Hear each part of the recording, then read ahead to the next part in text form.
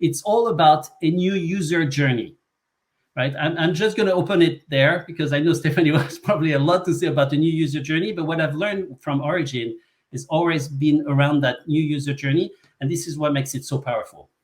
Absolutely, Nicolas. Thank you so much. Stephanie, turning to you, why brands are embracing Metaverse? Do you see any progress there, or it's still just big talk, and shiny buzzwords? No, we see a real interest for the brands, and you know what? And I totally agree with the analysis of Nicolas. There is a major change. It's the fact that younger generation, Gen Z and millennials, they are digital native. They were born, with the internet, with the mobile, and so on. And this is a major shift in the way we address those technology.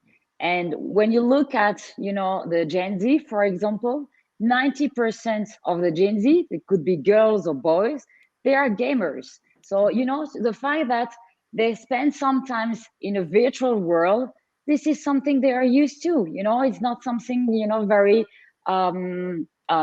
yeah, this is definitely not something they are just having, time to time.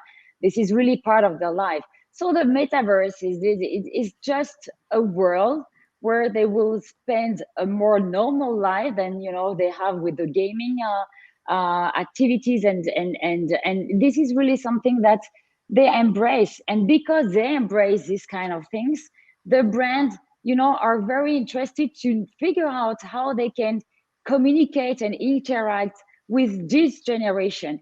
And this is a real shift, and we're entering in a paradigm change, because all the old recipes from the past, from the boomers to the Gen X, is not applicable, is not applicable to the Gen Z. They want to have another type of relationship with the brands. They want to have hyper-personalization communication.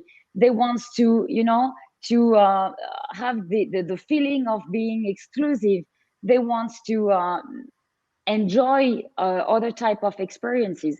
And that's the reason why, and specifically, in my field, in the luxury industry, it is really important for the brands right now that they get to understand this generation.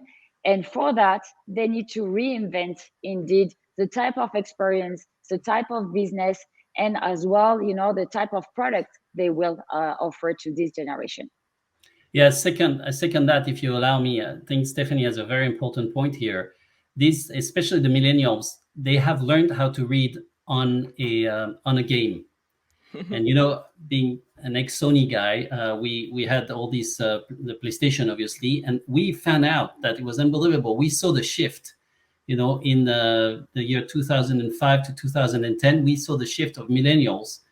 Really, for them, it was something that they're used to, yeah, and that's what makes them comfortable. Is like they learn how to read from a game, they learn how to engage from a game, and this is why gamification also came out, because there's so much more to games. I mean, using game mechanics to make people engaged and closer to a brand is something that works in every single activity today on every single market. And that's why I totally second what Stephanie just said. It's the metaverse is a combination of games, but not only gamification, definitely, and also activity. But the most important point is the fact that we have economy and transaction in this. And that's what's going to make it successful compared to Second Life or Home from Sony. And we've learned from history, and this is something that's important in business and something that should be important also in real life. History is teaching us lessons. Let's hear them. And I believe at least that ORIGYN has learned about them and use those gamification techniques to make NFTs fun, engaging, and easy to use.